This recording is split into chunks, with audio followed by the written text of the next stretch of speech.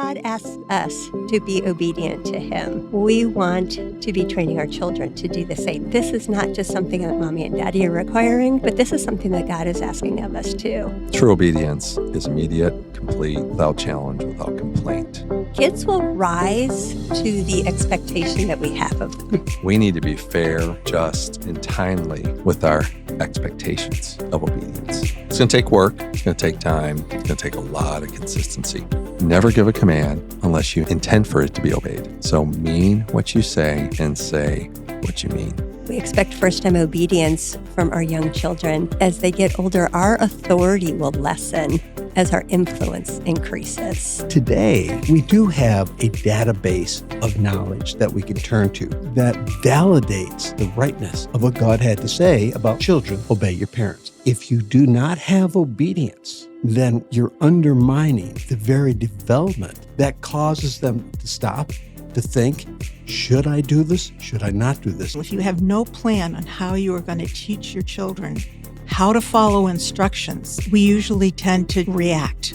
We want parents to have confidence that no, be the authority, do it reasonably, do it wisely. As we train our children as they grow and they mature, they realize that's responsible behavior. It moves from being obedient because I have to being responsible because this is the right thing to do.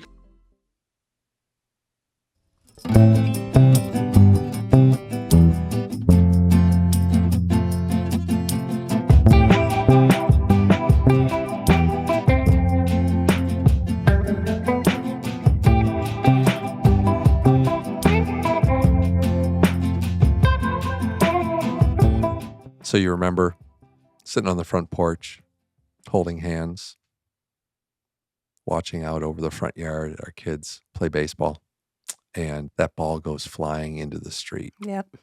What happens Yes. with one of our kids? What happens with one of our kids, though? Oh, yeah. The toddler wants to go after it. They go after that ball. No thought. Yeah. No thought, don't even pay attention to where they're going, and they just run right after the ball. What would you say in that moment? Yeah. Stop. Loudly, with an urgency. Yeah. And we're not going to have you do that right now No, that'd be because it good. would blow everyone's ears away listening to it. So we don't want to do that.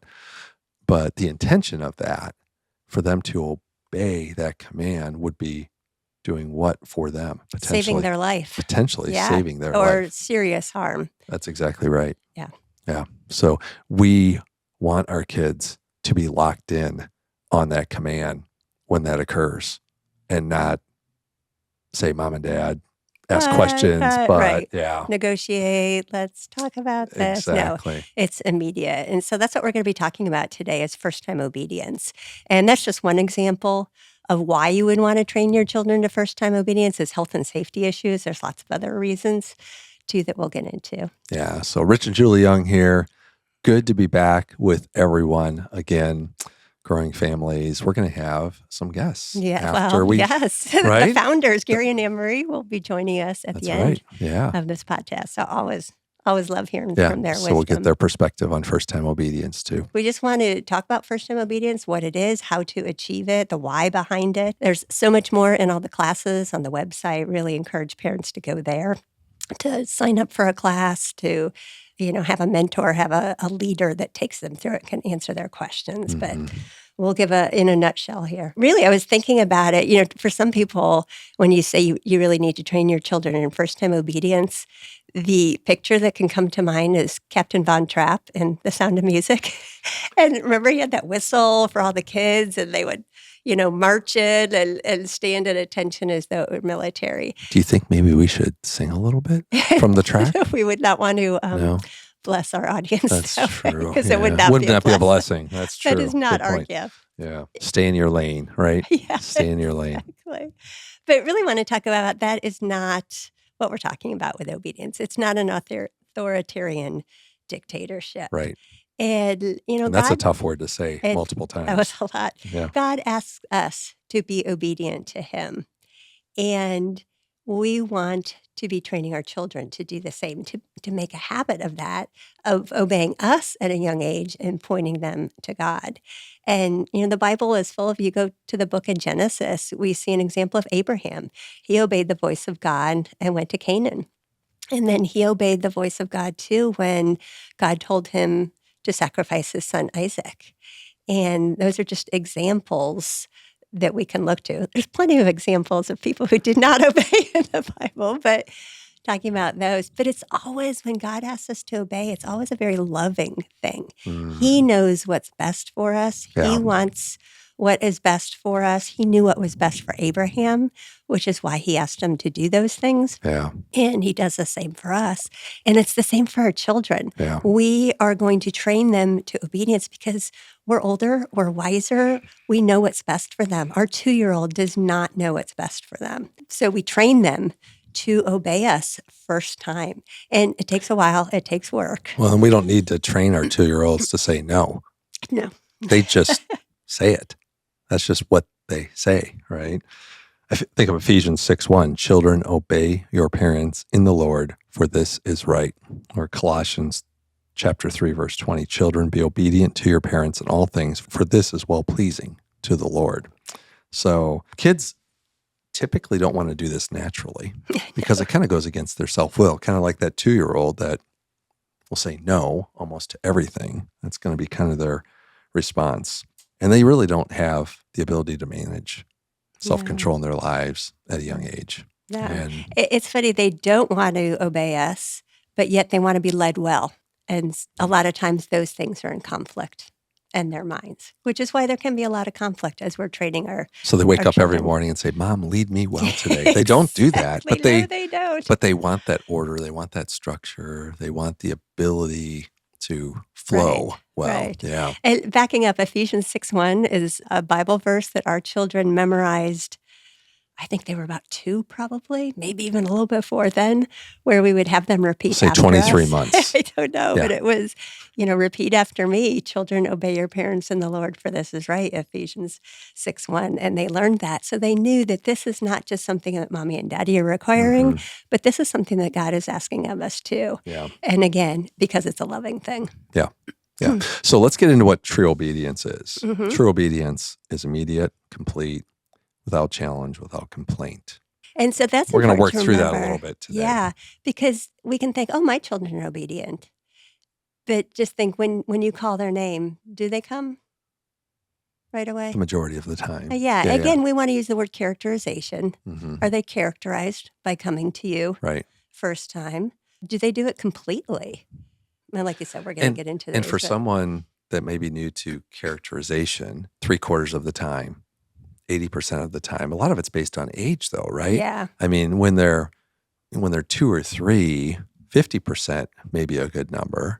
But when they're 14, 50% isn't still hitting it out of the park. That's a pretty low number.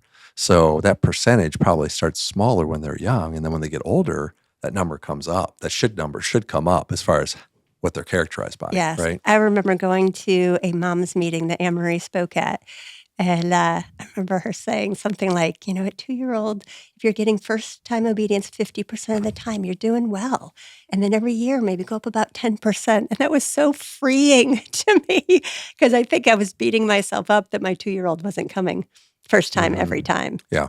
Well, and then you're not going to cap out at 100% probably, but you're going to cap out maybe in the 80s or 90s is what you're going to cap out in, right? So I think that's good. Yeah. That's really good. So getting back to that, so the immediate, so obedience is immediate if we ask them to do something, unless we tell them, I might tell Micah, I'd like you to take the trash out today before dinner. I'm not telling him he has to do it now. Sometimes I do say do it now. Right. But you're dealing with the teenager there. Right. Not with a younger person. Right. Yeah. Exactly. And then complete, and this is interesting because you'll ask your child, put your toys in the basket. And there's maybe 5 toys sitting out on the floor. And they go and put 3 in the basket. Or they get them near the basket. And you're thinking, oh, they didn't mean to do that, right? Did they just forget? Did they, what? No, they did not obey. They got really close, but it was not complete. Yeah. And so as a parent, I'm training. Now, if I asked you to put the 5 toys in the basket, I'm going to follow through with you until all 5 toys are in the basket. So that speaks to the point that it's sometimes more difficult on the parent Yes. than it is the child, because if we set the standard too low, or a bar that's not the bar that we mean to set, then we are actually going to set ourselves up for an outcome that is not one that we had desired when we pictured it. Yeah, kids will rise to the expectation that we have of them. Mm-hmm. And that's so true. So often it's that we don't expect them to obey. And so they think, well, if mom and dad don't expect me to, and they're not going to follow through, then why should I? Yeah. Kids are gamblers. They'll gamble that mom or dad's going to forget that they said that, or that they didn't really mean what they I said. wouldn't say gamblers. I would say they're calculated. Calculated risk takers. Yeah, let's use that, because gamblers might be a little, we'd have to define that out a little bit more. So calculated risk takers, I like that. I There you really go. do. Colossians 3:21, fathers, do not exasperate your children that they may not lose heart. So as parents, we need to be fair, just, and timely with our expectations of obedience. Yeah. Super critical. Yeah, just thinking about the timing of what we're asking. And we'll get into some ways that we can not exasperate them to help set them up for obedience. And I think that's something as parents, we want our children to know that we're on their side. We're like cheering for them. We want them to win Throughout their and do whole well. life. Yeah. Throughout their whole life. And so Yeah. often we can unknowingly and not wanting to, get this adversarial type of relationship where it's almost like we're folding our hands going, go ahead, mess up. I can't wait. Make my day. Exactly. And we don't want our kids to feel that. We want them to What movie feel- was that from? It was some Clint Is that Eastwood. Clint Eastwood movie? Make my day. Yeah, I never saw it, but I didn't either. I saw it, but I can't remember the name of it. We'll take some comments on that, what movie that was. I did want to go back, though. We were talking about what true obedience is. We got to immediate and complete. It's also without challenge. And so the why. Why do I have to do that? That's not complete first-time obedience when they're challenging us. And then it's also without complaint.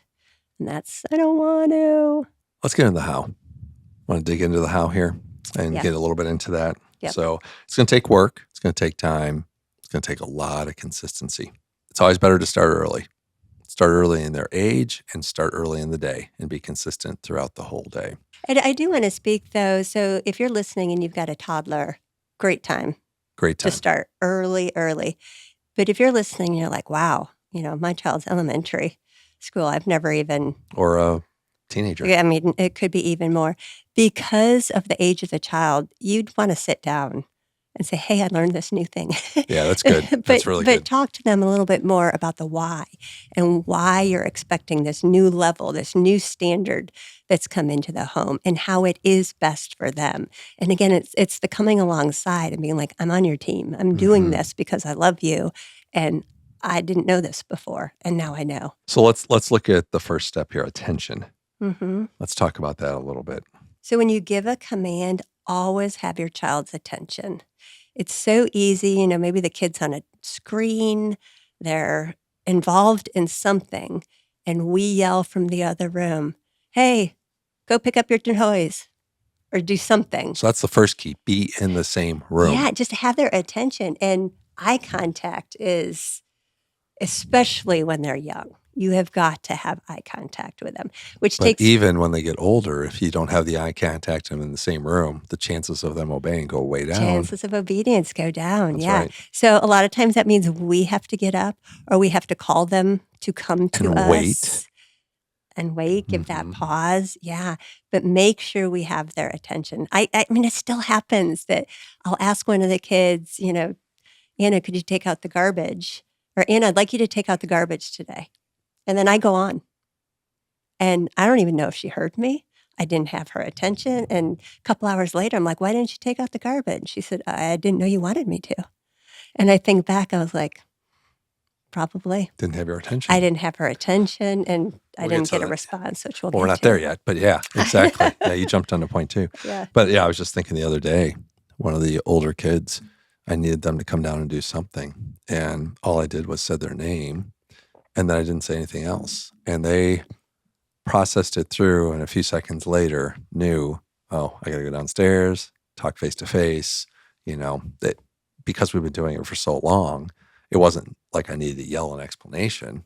They figured out like, oh, I need to go down and talk to dad and see what's going on. Yeah. So, And so we trained that. Long time. That was years and years of training. Yeah, we started when they were young, and we would do the yes, mommy, or yes, daddy, I'm coming game. And so it started where we would tell the kids when they were really young, hey, we're going to play a little game.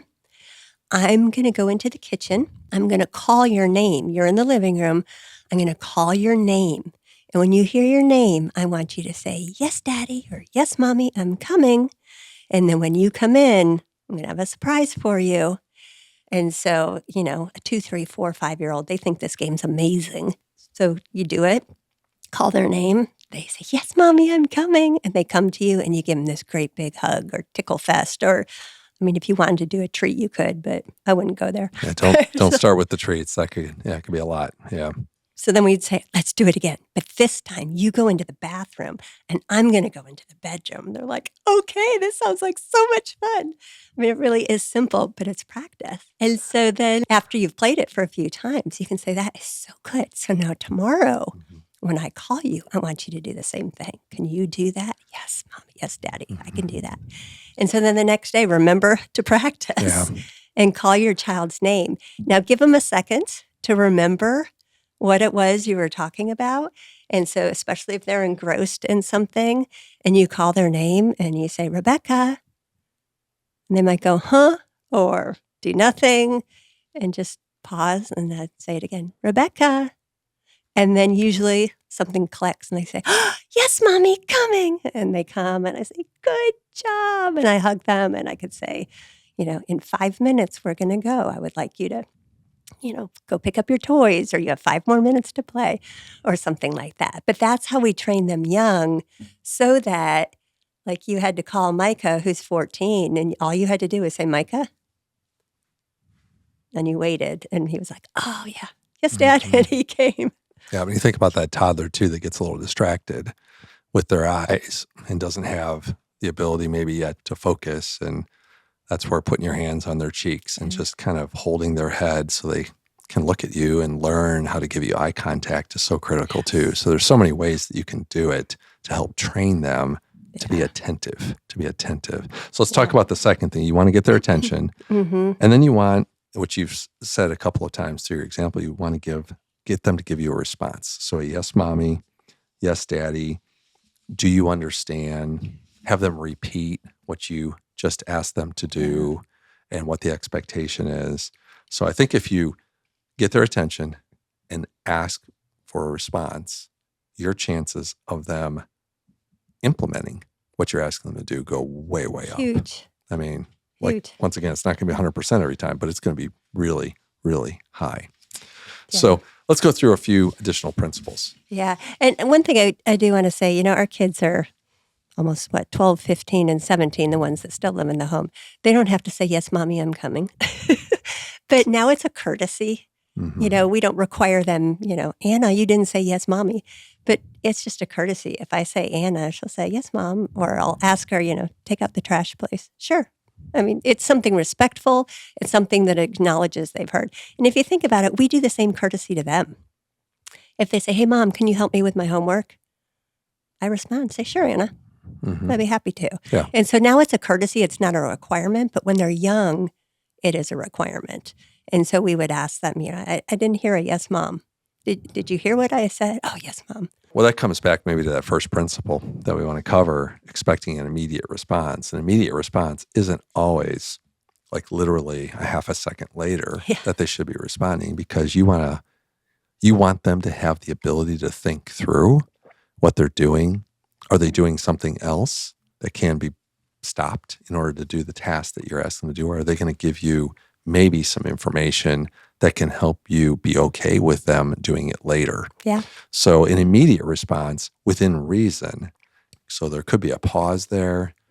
They just need to be communicating with you. It's not they're ignoring you. It's not that they don't respond, but give them time to work it through. And we as parents sometimes expect an immediate, boom, response, and that's disobedient if they don't. Really, we got to teach them to think. Part of teaching them to think is they need to process through and work through that thought process. What are they asking me? Yeah. So the second there is a complete response. So a complete response. If we ask them to clean their room, what do we need to do?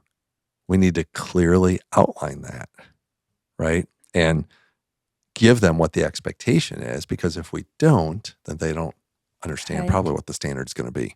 Right. So what might that look? Or maybe there's another example that you have. Well, when I talk to the kids about cleaning their room, they know there's kind of different levels. Sometimes I'll say, like, I want you to deep clean your room. That doesn't happen very often, once a year maybe, but they know, okay, we've talked through what that looks like. That's like going into your closet and like really going deep and maybe opening up a few drawers that are just stuffed to overflowing and like going through them. That's not the usual. The usual would be picking everything up off the floor, getting clothes either on the hamper or on And maybe hangers. putting it back to where it should be, not just shoving it under the bed, right? Right. Okay. Yeah. Exactly. So they know what's expected so that I'm not exasperating them with my incredibly crazy, nitpicky standard of a clean room or whatever that may be. Yeah. And incomplete obedience is disobedience. So if they don't do it completely and they do it 50% of the way, It's disobeying, yeah.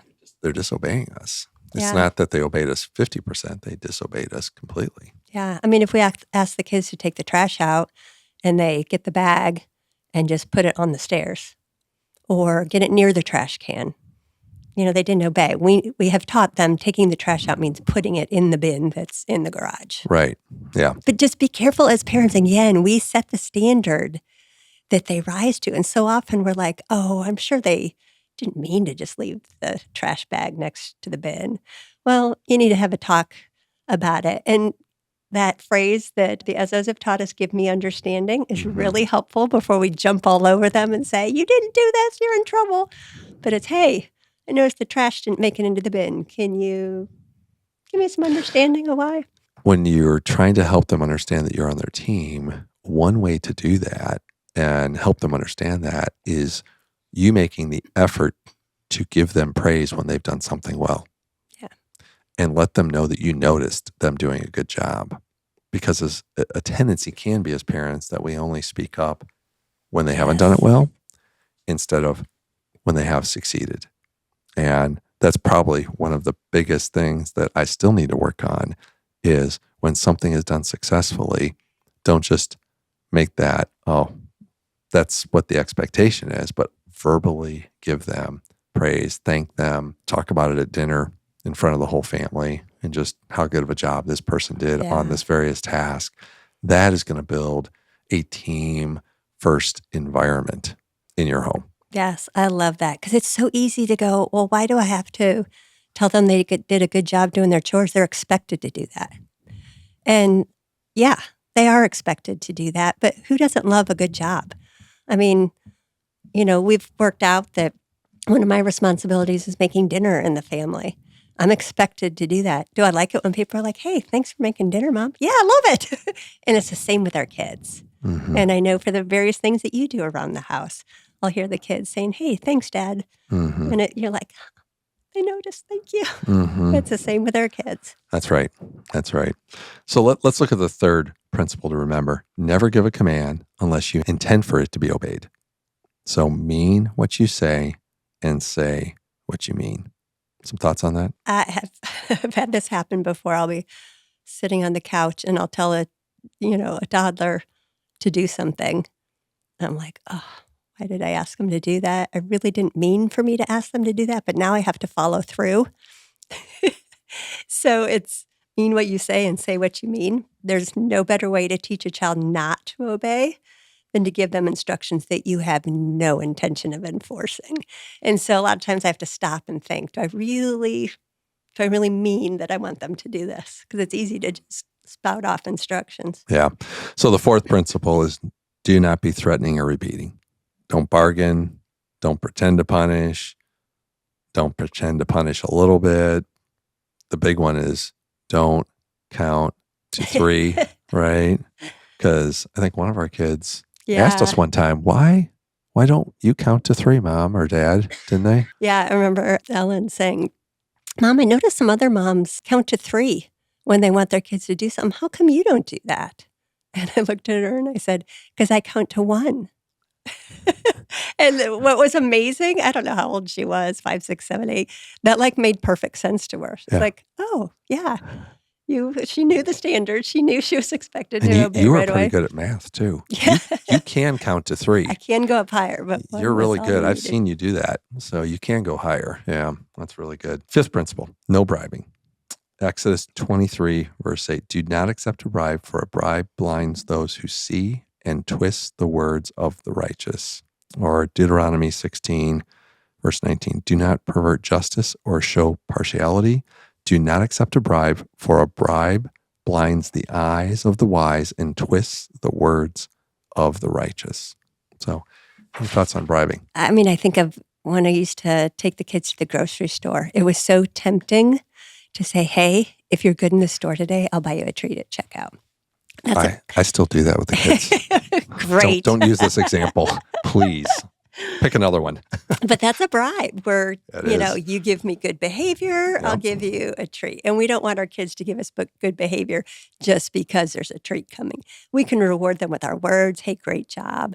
I mean, and it's not that we don't ever get them a treat. I think there were times where I was like, hey, I'm just really proud of how well you've done today. And here's some gum or, some treat. But I think the distinction there is they should be rewarded for their obedience over a period of time and not train them to be obedient and expect something every time for when they're obedient. Yeah. Because then it turns into It's a bribe. Yeah. So it's got to be something that's a consistent behavior over a long period of time. And then maybe you reward them for that consistent behavior and show them, hey, I'm thankful for what you're doing here. And This it is can great. just be our words. It doesn't even have to be a thing. And that can be every time. Yeah. Taking them out to the car. I was like, hey, you did a great job. Remember I talked about on the way going in? Great job. So proud of you. Ice cream does the trick too. I mean, really, there's some kids in our family that really like ice cream. It works with you. So, Yeah, exactly. Let's look at the next one here. No negotiating in conflict. When you constantly are characterized by accepting a negotiated compromise, it's going to undermine the ability to bring them to first-time obedience. And it can be so subtle because sometimes their requests are like reasonable, which I'm not against reasonable requests from the kids, but you just got to be careful that child who is constantly negotiated. I'd like you to put all of your Legos away today. We're having company coming over and I don't want them all over the living room. Well, I'll just push them off to the side in a nice, neat pile. No, I'd like you to put them away. Well, I'll just leave this one up because this one, I really like, but the other ones I'll just put under the couch. There's this constant negotiating. Now, if they've been working really hard on a structure that they want to take up to their room, great. But it's this, no, I think I want this. And you're like, no. Sometimes I get caught up. How do you know in when that. it's constant? Well, you can feel it's when I'm like, Yeah. when I get frustrated. That's it. And I remember you would come home from work sometimes and be like, I'm so frustrated. You'd say, tell me what happened. And I'd, explain. He goes, well, you were completely negotiating with them. And you get caught up in it because sometimes what they're saying, you're like, oh yeah, that kind of makes sense, but not really. But who's the parent here? And I would get caught up in it. And it's wearying. Instead of, no, I've heard you. My instructions are still the same. Put all the Legos away. Yeah, that's right. And all I want to hear right now is a yes, Mom. Well, there's two ends of that. One is being the dictator, where you don't listen to them at all, and it's just boom, boom, boom. And then the other end is where everything they say, you validate, negotiate, and both ends are really poor. Yeah. They will wear you out, both ends. And that's where in well, the some of dictatorship may not wear you out, but it'll wear your kids out. It will. Yeah, It'll still wear you it'll out. wear you out. But that's where the appeal process, and that's something that gets taught in a lot of the classes, is really helpful too, because it gives the children a voice. But We're going to have to podcast on that. for another time. That'll be a good one. That'll be a good one. Let's talk about the 5-minute warning. That's been so good, even in our marriage relationship. It's been Yes. amazing. But let's talk about the kids. Yeah. This is So I a think parenting podcast, this- and not a marriage. But it's been really good for us too. But this comes when the fathers do not exasperate and mothers do not exasperate your children. They're engrossed in an activity, and it's time for dinner. And what we can do as parents is, hey, put the game away, put the toys away. It's time. Wash your hands. It's time to eat. And they're like, ugh, we're so close to being done. And they're frustrated. And that's when they're tempted to disobey because the joy of them playing this game or whatever they're doing, they want to come to a completion in their mind of what they're doing. And so what we as parents can do is say, hey, in 5 minutes, I'm going to ask you to clean up the game because dinner is going to be ready. And so they in their mind could go, okay, I've got 5 minutes. And they can think through, how am I going to make the most of this 5 minutes? And then when you say, okay, it's been 5 minutes, it's time, to put that away and wash up, they've been able to mentally prepare themselves. Yeah, no, that's really good. And you can use that in so many instances rather than dropping a new thing into a situation and not giving someone a time to transition. There are just some people too, some of the kids that we have, they just work better in transitioning when they know that they're going to be moving from one thing to another. Yeah. Not even that they have to finish it, but that they're going to move from X to Y.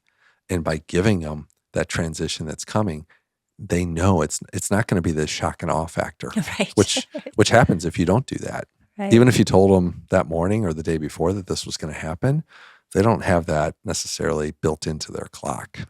Yeah. So let's look at another one here. Provide a door of escape. God gives us a door of escape. 1 Corinthians chapter 10, verse 13. No temptation has overtaken you except what is common to mankind, and God is faithful. He will not let you be tempted beyond what you can bear. But when you are tempted, he will also provide a way out so that you can endure it. So when we are able to give our kids a door of escape, we need to do that. And I think the classic example is when two siblings are squabbling over a toy. And as much as we want to teach them to be able to work it out, sometimes they just can't. And letting them know before you hit your sibling to get your way because you're older and stronger and can get your way, and then you would get in trouble, your door of escape so that you don't go down that road is to come to me. Come to mommy. Come to daddy. State your case. We will come in and resolve the conflict between you two. Yeah. Yeah. And then as they get older, working with them on going to the Lord, getting into scripture, praying about what just happened and allowing them to have a relationship, build their relationship with him to help guide them as they make decisions. Because mom and dad aren't always going to be there. Right. We're not going to be there forever for them. So they need to have that transition that goes on too. And then another principle, remember context. I think we've talked about this throughout because it's so important so that we don't become the dictators. We don't become legalistic in our instruction. And so if children don't feel that they can be heard, then that's kind of where we can kind of get that dictator, Captain Von Trapp persona. So my favorite thing is to have a family work day in the yard. Yeah. I mean, those are so much fun, darling. So you think they are too. That's amazing. Okay. So you and I both love our family work days in the yard. I love it. And it's captured on the podcast. Yeah. So, but what if that one child has a test the next day? Or we talked about going to the park as a family. What do we need to do? We need to, as parents, remember the context of what we're asking them to do and build that in to our expectations. Yeah. So when the child says, "Oh, I can't work in the yard," and you say, "Why not?" Well, I have a really big test tomorrow. I'd planned the whole afternoon to be able to study. And we'll work with them. We'll say, "Well, how many hours do you think you need to study?" "Oh, I need 2. "Okay, we were planning on working in the yard for 4. Do you think you can give us 1 hour, 2 hours?" And usually they're like, "Okay, yeah." But at least they know I'm going to get what I need. We're not going to stress them out, and they can still help us. Yeah. Yep. Well, that's important, but it's also important sometimes to then work back and say, okay, what did you have going on the last couple of days? How did you manage your time? Let's work through that so we can help them be a better time manager, because sometimes if they knew about that work day, they might just wait to study for that test. Procrastinate all week. No, I have to. I have to study. None of our kids, no. Well, I'm just saying some might do that. That may happen. So, well, good. Any closing thoughts?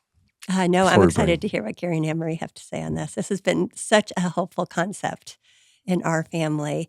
And I guess the other thing I did want to say is, we expect first-time obedience from our young children. As they get older, our authority will lessen as our influence increases. So true.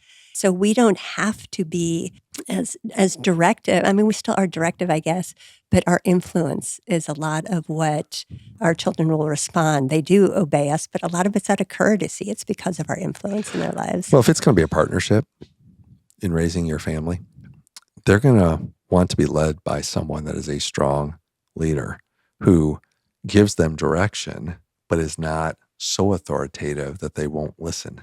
Yeah. So don't be the parent that just tells them what to do and doesn't consider everything else going on, but takes into consideration what's happening, is a good communicator, a good listener, and is reasonable about how you approach things. Yeah, and does So- have a standard, does have expectations, because Exactly. like we said, they want to be led well. Yeah. Well, let's bring Gary and Emery in and let's continue the conversation. Let's do it. Well, we're back with Gary and Emery Yes, to exactly. continue our conversation on first-time obedience. Yeah, I still remember when Gary Ezzo was in our living room, on our TV screen anyway, teaching us about this when we had a 2-year-old at the time. And it was like, I can do that. We can do that. Can we do that? Let's do it. Yes, we can do it. So, Gary and Emery, you probably have some thoughts on this topic that you'd like to share. So we'll let you guys take it away for a few minutes. Yeah. I think first, we are so encouraged by the extent of your understanding and the tremendous articulation of all of those fundamentals, all of those facts. I mean, I was listening to you guys so attentively, taking notes, thinking, wow, this is really good stuff. I'll have to show you the book it came out of. I think you might have written it. Yeah, no, well, it was great. And both of you. Not might have. He did. Yeah. Yeah. Okay. Not might. It's not a might have. Well, Did. Emery had a lot to Yeah. add to it. So Well, and it's rewarding. And I realize, obviously, you've had experience, but I mean, that's actually what we hope too, even for our listeners, because you started at the very beginning Mhm. and you saw the value in it. And it's not that there obviously were not challenges for you, but I just like before Gary has several thoughts too, I know, but just from the very beginning, how you emphasized for the toddler, it is health and safety. You know, when that child is going to follow through on their natural impulses, and you know, as the parent, that their life would be in danger. And you referenced even God requiring obedience for us. It's not because he's a killjoy. And for us as parents, it's not that we don't want our children to enjoy life and to have fun. We want them to live long enough to enjoy life and have fun. That's a very good point. And they For us and, to see them. and for the, yes, in their for, life, and to yes. be able to enjoy that. So I think, especially for young parents today, if you can just capture that vision, you are the parent, you know, and your child, you know, even if they're the most verbal toddler that you've ever met, they still don't have your wisdom, and they have no understanding of what's going to happen if they run out into a busy street, or if they grab the pot holder, the pot pan, or whatever. You whatever are item. leading this family. You are leading Exactly. it. Yeah. yeah, you've got to So have good. safety as the priority concern for Right. the little ones. We'll get to the moral part as they grow, as their conscience begins to develop, and those seeds of virtues and values can be placed. But one of the things that I was struck with is how often we think through the very external but positive advantages of first-time obedience. I mean, not only is the home tends to be a little more calm, but there's a pleasure rating that comes with that child that is obedient. And obedient, first of all, because they trust mom and dad's relationship. And what I found interesting, or what I keep going deeper and deeper as I consider the wonders of God and all the instructions that he gave us, which years ago, we had to take everything by faith because we didn't understand the neurobiological elements. These discoveries are still being made. But today, we do have a database of knowledge that we can turn to that validates the absolute correctness, the rightness of what God had to say about children, obey your parents. A simple little verse. But I think about all of the internal. When you guys used your internal benefits, when you guys introduced this presentation, you did it with that 2-year-old running out to the street. We've all had those moments when we experience that anxiousness will he stop? Will she stop? And the 2-year-old runs out because, number one, they have no sense of health and safety. But also, when you go inside to the mind, their risk and reward center is not developed. That's the job of mom and dad. It's not going to develop just naturally without the influence of a mother and father. But this risk and reward center then begins to grow with the child.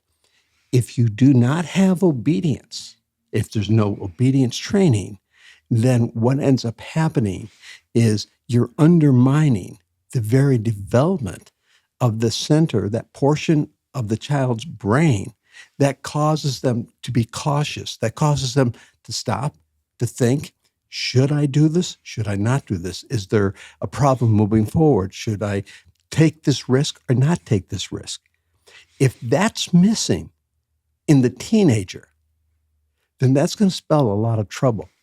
And the genesis of the development is in that toddler.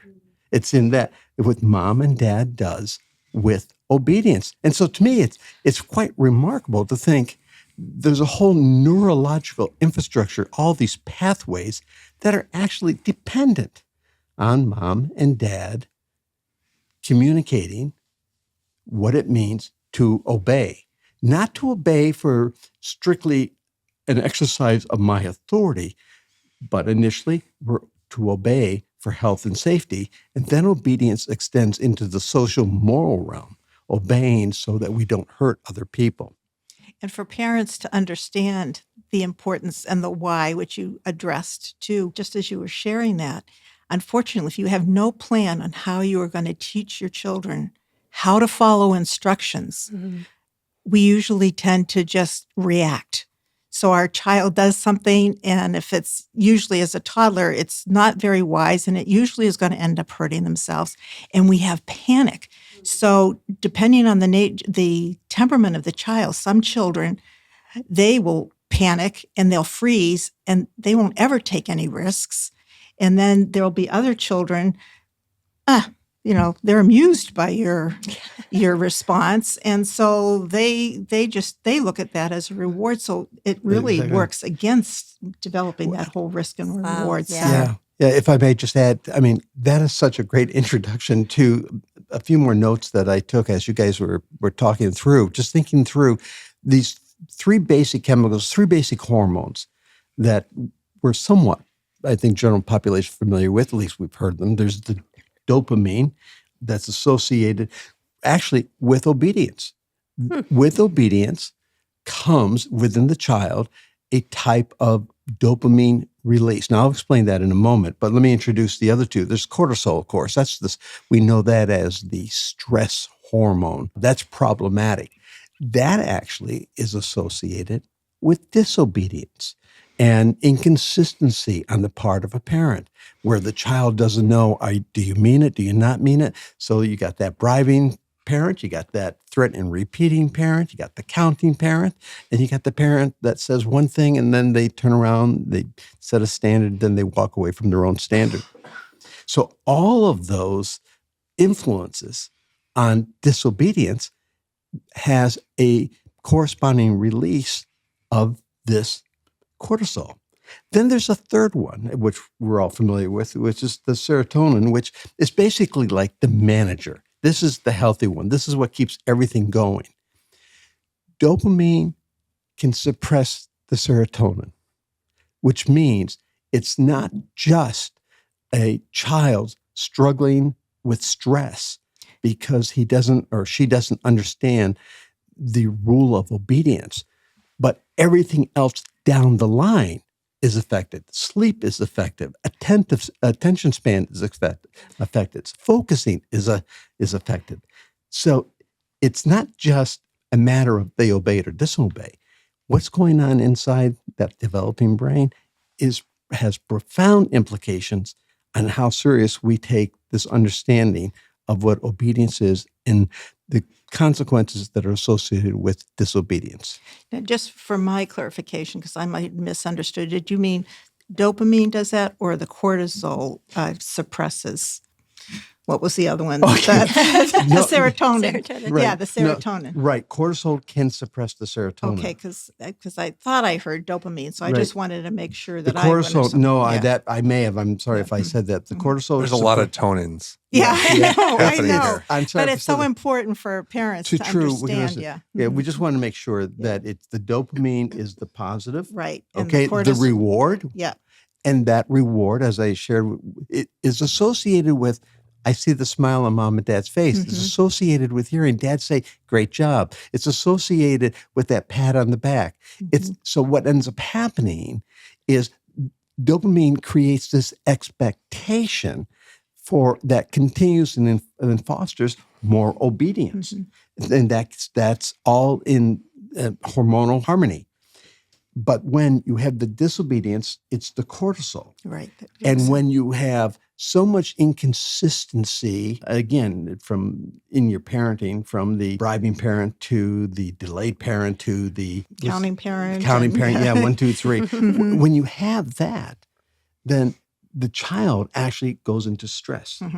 If the child is overly stressed with cortisol, that then begins to suppress, take control of the serotonin. serotonin. Thank you. Okay. I'm saying I know. that automatically then begins to suppress the serotonin. Right. And Got it. so it's all related, Yes. but it all comes back to the fundamentals. Why is obedience important? Yeah, I think it's fascinating, all the science behind it. I'm kind of love to hear all that. And whenever I hear like a science answer, I'm like, oh, okay, now my resolve is always strengthened. But then I also go back to like God said, children obey your parents. Like there's also that like shouldn't need all of that. It's helpful. It's interesting, but just going back to like, no, God knew all that serotonin stuff Well, He created it. He created it. He knew the cause and effect. But it is important for our this generation that we are attempting to help to understand that there is, yes, God knew, and as Gary already addressed, we took so much by faith. But there are so many conflicting opinions out there that are bombarding our young parents that we want you to know there really is good, solid reason. Yes, God said it, and that should be enough. Yeah. But sometimes because of all the other voices that are speaking to us, it's just helpful to build our resolve as to why we want to do it. The parent that doesn't want to be authoritative and wants to give their child every choice, it's cold outside. I think you should wear a coat. Do you think you should wear a coat? Oh, I think it'd be that goes through that, and the child's constantly having to make a choice, and the parents coaxing them. What's going on in their brain? Exactly. Right. Well, I think part of it is they're slowing down the healthy development of risk and reward. And then let's say they go out barefoot into the frosty lawn with their shorts on and short sleeve shirt, and they get really cold. Now they become stressed because they don't want to be wrong. And that's a natural function of every human being. We don't want to be wrong. But I am freezing. So there's this war going on between I should have listened to mommy, but I want to be right. And there's no escape from that because the child has difficulty, especially if they're making all the decisions. There's nothing there. There's no correction. There's no consequence that's saying when you make this decision, then these consequences will become your teacher. Well, if the child's making all the decisions, then there are no consequences. Some natural, yes, but there's no logical consequences. And as a result of that, you're diminishing the development of the risk and reward center that is necessary for their entire life, because that's how they make sound judgments, both moral and just practical investment issues. As we get older, the risk associated with benefits versus the risk and reward associated with punishment. Two different centers, but both of them originate in the home with parents training their children in obedience. Yeah, that's fascinating. It is. It fascinating. really is. I know the long-term things, just even thinking of the risk and rewards, I mean, we've all sadly heard of the teenagers that end up overdosing on medication that we hear, well, they ordered it online. And it's like, We don't understand that. well, why are they ordering things off? Yeah, nothing went off in their mind to think ordering a drug online, how unsafe that is. You don't know where you're getting it from. Or someone says, hey, I got this pink pill. This is really going to make you feel good. And you take it, but no thought, nothing is triggering. That's a failed risk and reward center. That's an underdeveloped risk reward center. And that's what we do not want our children. Any children. We might see that as a risk, but do you think that maybe some of them think of that as just their next best step? That's good. That's exactly what I think it is, Rich. To them, it's just the next step. Maybe not the next best step, but to them it might be. Yeah, to them it could be because there's not ever been sufficient consequences to decisions that they've made that have been imposed actually by an authority figure. So they have become an authority unto themselves. Trying to make their own decisions. Exactly. And the parents unfortunately think, well, I'm helping them to make wise choices. But that's not the way it works. No. And I think the next step, if you think someone, a child, a teenager, says, well, I feel stressed right now, and my friend said, if I take this pill, I'm going to feel better. Okay. So for him, that is the next step. But when you think, well, where did that pill come from? So that thought is missing. That's part of the risk and reward center. That's what's saying, well, the red lights are flashing. Don't do this. Right. And there's times when the red lights will be flashing and your child's looking at that candy and they really want it and they take it. And then there's consequences. But then there's bigger issues when they look at that pill and they take it. Right. There's life-death consequences. And I think, wow, all of this can be actually drastically reduced. I can't say eliminated completely in a society that just understood how the basics of obedience works. And you guys outlined in an incredible way, all of the criteria that's associated, your description, what obedience is, what are the qualifiers, context, everything that you guys brought. That should be reassuring to, I think, every mom and dad, that it's not just children obey your parents, but it's understanding the very nature and the complexity and everything that's associated with that word and how you could become a very balanced parent using that word because you understand the broader dynamics that's associated with the protective characteristics that are associated what true godly obedience is. It's interesting with that scripture, we're quick to teach children obey your parents, but the rest of that verse does say so that you can live long in the land. Literally. So there literally it is. And that way back in both the Old Testament and the New Testament, because God knows, again, there are consequences when you don't follow wisdom and wise instructions. And hopefully the majority of the time, the parents are going to be giving wise instructions because they're the parents and they know better. Yeah. Well, I just think of the confidence that this gives parents. I know it gave us confidence so many years ago when we first heard the teaching, because when that child whines, when they complain, when they're frustrated, when they don't like your instruction, when they want to challenge you, when they want to complain, when they want to negotiate, my confidence can get undermined. Sure. Like, think, well, am I being fair? Should I not be requiring this? Is this too much for them? Is this too heavy to require a 3-year-old to come to me? And no. We want parents to have confidence that no, be the authority. Do it reasonably.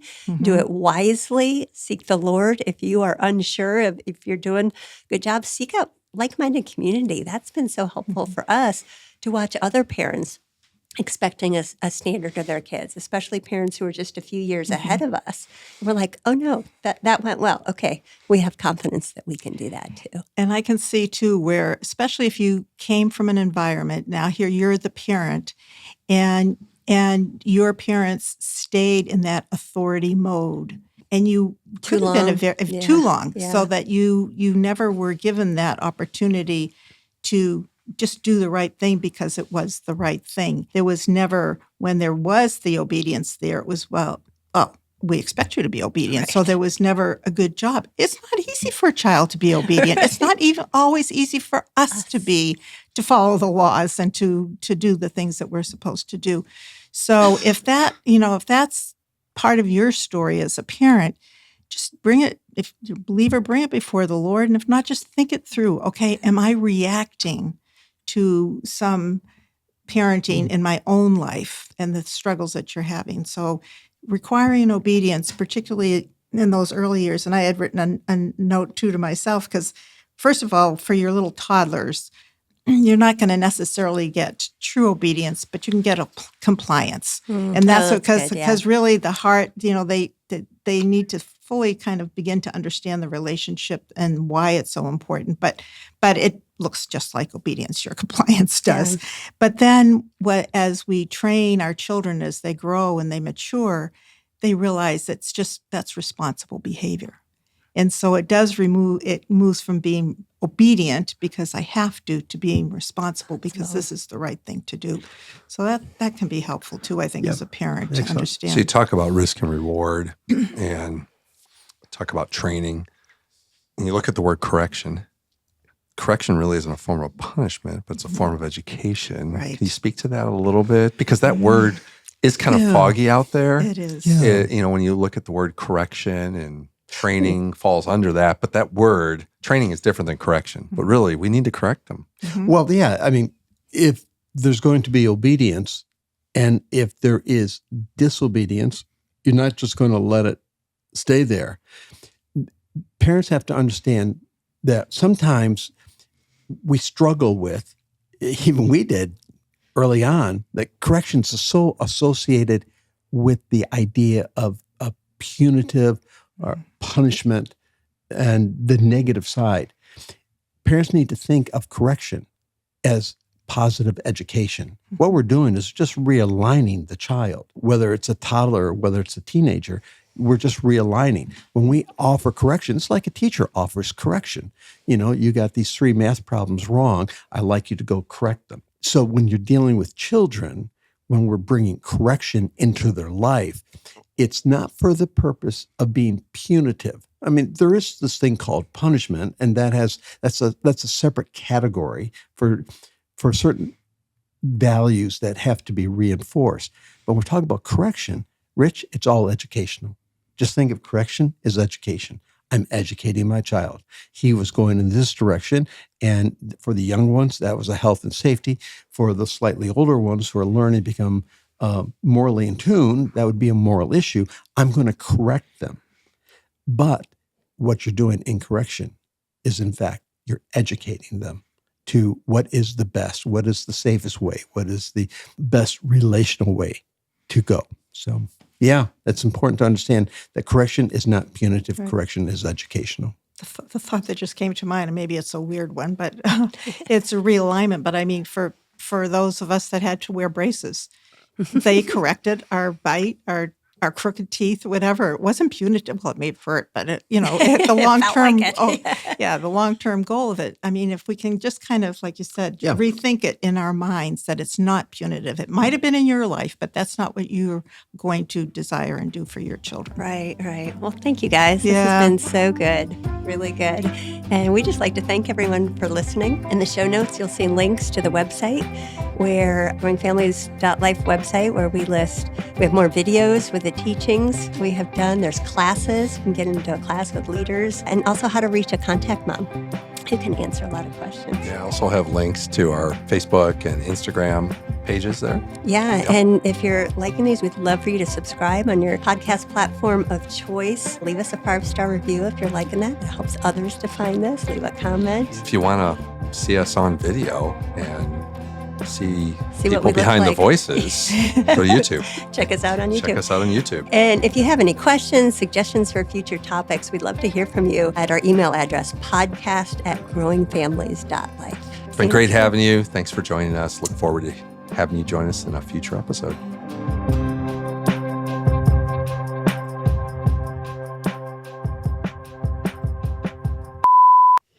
Ready for a clap? 2, 1. Me? You want me to go first? Yes. I can tell just by looking at those eyes. I can do that. Why don't you do the That three, the look two? deer in the headlights. Yeah. Yeah. I thought you just had, What am I I thought supposed you to had say? something that you were going to say that was No. like wham. And I was just No. waiting for it. I'm like, It oh was my a gosh. blank slate. Thinking, there's going to be something amazing that's going to come out of that mouth. You ready? Yeah.